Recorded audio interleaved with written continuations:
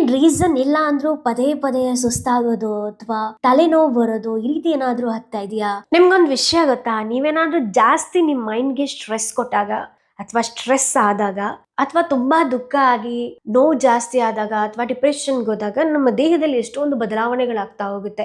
ಯಾವ್ಯಾವ ಚೇಂಜಸ್ ಅಂತ ನಾನು ತಿಳಿಸ್ಕೊಡ್ತಾ ಹೋಗ್ತೀನಿ. ಫಾರ್ ಎಕ್ಸಾಂಪಲ್, ತುಂಬಾ ಜನಕ್ಕೆ ಏನಾಗುತ್ತೆ ಅಂದ್ರೆ ಜಾಸ್ತಿ ಹೊಟ್ಟೆ ಹಶ್ವಾಗಕ್ಕೆ ಸ್ಟಾರ್ಟ್ ಆಗುತ್ತೆ, ಆಮೇಲೆ ಇದ್ದಕ್ಕಿದ್ದಂಗೆ ತುಂಬಾ ತಿನ್ನಕ್ ಸ್ಟಾರ್ಟ್ ಮಾಡ್ತಾರೆ. ಇನ್ ಕೆಲವರಲ್ಲಿ ಏನಾಗುತ್ತೆ ಅಂತಂದ್ರೆ ಅವ್ರಿಗೆ ಹಸಿವೆ ಆಗಲ್ಲ, ಸರಿಯಾಗಿ ಊಟನೂ ಕೂಡ ಮಾಡಲ್ಲ, ಸಣ್ಣ ಆಗ್ತಾ ಬರ್ತಾರೆ. ಇನ್ ಕೆಲವರು ದಪ್ಪ ಆಗ್ತಾ ಬರ್ತಾರೆ. ಅದೇ ರೀತಿ ತುಂಬಾ ಜನಕ್ಕೆ ಏನಾಗುತ್ತೆ, ಕಾನ್ಸಂಟ್ರೇಟ್ ಮಾಡೋಕ್ಕಾಗಲ್ಲ. ಪುಟ್ಟು ಕೆಲಸ ಇರುತ್ತೆ, ಆದರೂ ಕೂಡ ಅದ್ರ ಮೇಲೆ ನಮಗೆ ಗಮನ ಹರಿಸೋಕ್ಕಾಗಲ್ಲ. ಆಮೇಲೆ ತುಂಬಾ ಪುಟ್ಟ ವಿಷಯಕ್ಕೂ ಜಾಸ್ತಿ ಕೋಪ ಬರ್ತಾ ಇರುತ್ತೆ. ಆಮೇಲೆ ನಾವು ಏನು ಇಂಟ್ರೆಸ್ಟ್ ಕೊಟ್ಟು ಕೆಲಸ ಮಾಡ್ತಾ ಇದ್ವಲ್ಲ, ಆ ಇಂಟ್ರೆಸ್ಟ್ ಅಂತೂ ಇರೋದೇ ಇಲ್ಲ. ತುಂಬ ಒಂಥರ ಸುಸ್ತಾಗ್ತಾ ಇರುತ್ತೆ. ಅದೇ ರೀತಿ ನಮ್ಮ ಫಿಸಿಕಲ್ ಬಾಡಿಲೂ ಕೂಡ ಚೇಂಜಸ್ ಆಗ್ತಾ ಬರುತ್ತೆ. ಅಂದರೆ ನಮ್ಮ ದೇಹದಲ್ಲಿ ಫಾರ್ ಎಕ್ಸಾಂಪಲ್ ತುಂಬ ಜನಕ್ಕೆ ತಲೆನೋವು ಬರುತ್ತೆ. ತಲೆನೋವು ಯಾಕೆ ಬರ್ತಿದೆ ಅಂತ ಗೊತ್ತಾಗಿರಲ್ಲ ಅವ್ರಿಗೆ. ತುಂಬ ಯೋಚನೆ ಮಾಡ್ತಿರ್ತಾರೆ, ಸ್ಟ್ರೆಸ್ ತೊಗೊಂಡಿರ್ತಾರೆ, ಹಾಗಾಗಿ ತುಂಬ ತಲೆನೋವು ಬರ್ತಾ ಇರುತ್ತೆ. ಅದರಿಂದ ತುಂಬ ಜನಕ್ಕೆ ಬೆನ್ನೋವು ಕೂಡ ಇರುತ್ತೆ. ಆಮೇಲೆ ಅವ್ರಿಗೆ ಗೊತ್ತಿರಲ್ಲ, ಹಲ್ಲನ್ನ ಕಡಿತಿರ್ತಾರೆ. ಆಮೇಲೆ ನಮ್ಮ ಕತ್ತಿದೆಯಲ್ಲ, ಕುತ್ತಿಗೆ ಮತ್ತು ನಮ್ಮ ಹೆಗಲಿದೆಯಲ್ಲ, ಆ ಸ್ನಾಯುಗಳಲ್ಲಿ ಏನೋ ಒಂದು ರೀತಿ ಬಿಗಿಯಾಗಿ ಇದೆ ಅನ್ನೋ ಹಿಡಿತ ಆ ಥರ ಆಗುತ್ತೆ. ಆಮೇಲೆ ತುಂಬ ಜನಕ್ಕೆ ಡೈಜೆಷನ್ ಇಶ್ಯೂ ಬಂದ್ಬಿಡುತ್ತೆ. ಅಂದರೆ ಯಾಕೆ ಅಂತಂದರೆ ನಮ್ಮ ಹೊಟ್ಟೆ ಎರಡನೇ ಮೆದುಳು ಅಂತ ಹೇಳ್ಬೋದು. ನಾವೇನಾದ್ರೂ ಜಾಸ್ತಿ ಸ್ಟ್ರೆಸ್ ತೊಗೊಂಡ್ರೆ ಹೊಟ್ಟೆ ಊದ್ಕೊಳ್ಳುತ್ತೆ, ಡೈಜೆಷನ್ ಸರಿಯಾಗಿ ಆಗಲ್ಲ, ಆಮೇಲೆ ಮೋಷನ್ ಕೂಡ ಸರಿಯಾಗಿ ಆಗಲ್ಲ, ಗ್ಯಾಸ್ಟ್ರಿಕ್ ಜಾಸ್ತಿ ಆಗುತ್ತೆ, ತುಂಬ ಜನಕ್ಕೆ ಡಯಾರಿಯಾ ಕೂಡ ಆಗೋ ಚಾನ್ಸಸ್ ಎಲ್ಲ ಇರುತ್ತೆ.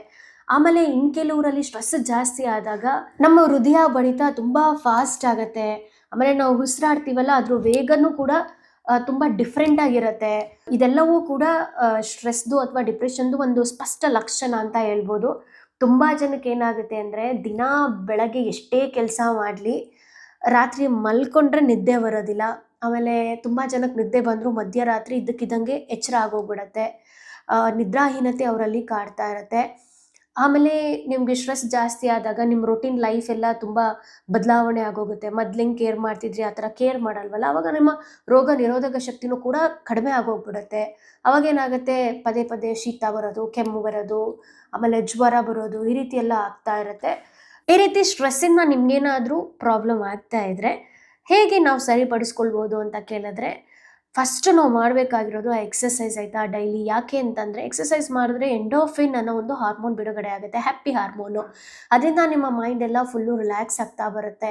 ಇನ್ನೊಂದು ಬೆಸ್ಟ್ ಅಂದರೆ ನಾವು ಮೆಡಿಟೇಷನ್ ಮಾಡೋದು ಅಥವಾ ಪ್ರಾಣಾಯಾಮ ಮಾಡೋದು. ಇದರಿಂದ ನಮ್ಮ ಉಸಿರಾಟದಲ್ಲಿ ನಾವು ಬದಲಾವಣೆಗಳನ್ನ ನೋಡ್ಬೋದು. ಮನಸ್ಸು ಕೂಡ ಶಾಂತವಾಗಿರುತ್ತೆ.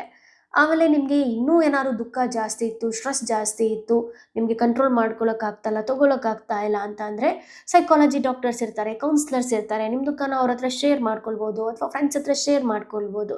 ಅದರಿಂದ ನಿಮ್ಮಲ್ಲಿ ಸ್ವಲ್ಪ ಬದಲಾವಣೆಗಳನ್ನ ನಾವು ನೋಡ್ಬೋದು. ನಿಮ್ಮಲ್ಲಿ ಎಷ್ಟು ಜನಕ್ಕೆ ಈ ರೀತಿ ಲಕ್ಷಣಗಳು ಕಾಣಿಸ್ಕೊಂಡಿದೆ? ನೀವು ಕೂಡ ಸ್ಟ್ರೆಸ್ ತೊಗೊಂಡಿದ್ದೀರಾ? ಸ್ಟ್ರೆಸ್ ಆದಾಗ ನಿಮ್ಗೇನಾಗ್ತಾ ಇರುತ್ತೆ? ಕಮೆಂಟ್ ಬಾಕ್ಸಲ್ಲಿ ಕಮೆಂಟ್ ಮಾಡಿ ಹೇಳಿ, ಆಯಿತಾ? ಆಮೇಲೆ ಇನ್ನಷ್ಟು ಅಪ್ಡೇಟ್ಸ್ಗಳು ಬೇಕು ಅಂತ ಅಂದರೆ ಮಿಸ್ ಮಾಡಿದೆ, ಸಬ್ಸ್ಕ್ರೈಬ್ ಆಗಿ, ಲೈಕ್ ಮಾಡಿ, ಮ್ಯಾಕ್ಸಿಮಮ್ ಶೇರ್ ಮಾಡಿ. ಧನ್ಯವಾದಗಳು.